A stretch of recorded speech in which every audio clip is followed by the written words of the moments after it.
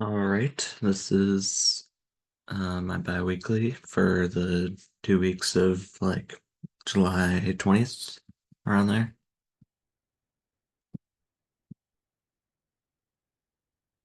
Pretty recently, last week, I did some references for the inhibition manuscript. Went through, I already had like 12 or 15 maybe from the introduction from a couple sections of the paper ago, a couple drafts ago. And went through, got some more references, looked at some different stuff. I didn't look at the discussion, so if there's more references that I need to gather, or at least someone else needs to gather in the discussion, I'm fine with doing that. I feel definitely gathering references went a little more smoothly than last time, which I think was at like maybe the start of June or the end of June. Um, I feel like I've gotten better at finding, literature that's relevant to whatever I'm trying to accomplish, which is good. I'm happy about that. Here's nano drop stuff for A prime 101, FR 041. Both of them were a little sus, but I've been trying to do some other expression tests to try and figure out probably to make more of my protein because it was didn't seem to be um I guess eluding or having that much protein um as evidenced by these guys. Again, not strong bands, around 10 kilodaltons, which is like the size of A prime 101 and FR 041. um so first batch with A prime, this was 37 degrees for 4 hours, and I ended up leaving it overnight so it dried up. um You can kind of see there's like a faintish line at 10 kilodaltons. 18 degrees overnight. There's a much thicker line at 10 kilodaltons, but like still not super like satisfactory, especially compared to like some of the other lines that we're looking at. Like it's, at least in the top three, top four of um like the lines that are the brightest. But it doesn't like stick out of the page. Um, so for FRO for one, did two overnight test or not elutions, but incubations, and the 37 degrees was it seemed pretty good. It seemed pretty a thick line there, especially on the 5 microliters compared to these other lines. The 10 kilodalton down at the bottom is a lot thicker, a lot brighter, sticks out more.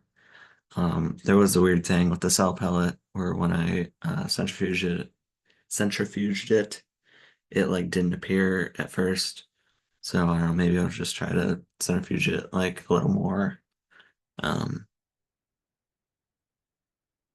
but yeah, I feel like I'm pretty comfortable doing 37 degrees for 24 hours, moving forward as I try to isolate the protein. Um, then more OTP stuff kind of in the background. Obviously trying to find structures of the variants through AlphaFold, which is looking, well, not like a great way to do it, but I'll elaborate on that. Gotta get them for docking. Eventually, gotta get the inward and outward. I've been hitting on that for like forever. It feels like it's not there. I feel like there should be a button to say inward or outward confirmation or alternate confirmation, but there's not. So I got to play with MSAs and recycling and templates and stuff.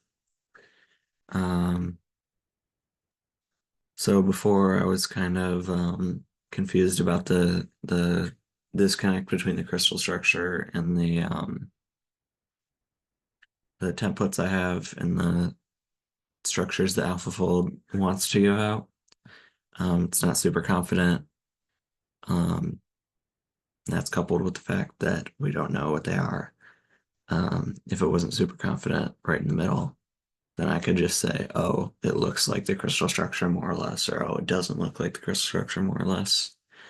Um, so I kind of just put my hands up and said, all right, they're probably coils, but I'm just gonna roll with the templates that Theo sent over for 1v1, 1v3, 2v1. Um, and then I also found a study from these Stanford people that basically just says that AlphaFold 2 models, especially with docking, aren't as effective as crystal structures. This is like specifically with like specifically the docked ligand pose and how it's posed, and not just like a yes no for like inhibition or that kind of stuff that we're doing.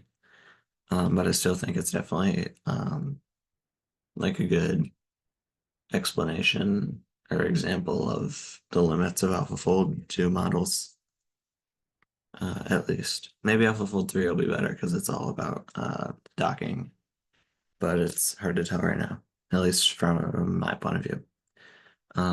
So far, made a whole bunch of outward structures, and these are all the ones that have variants like I think 4A1 and like 3A1.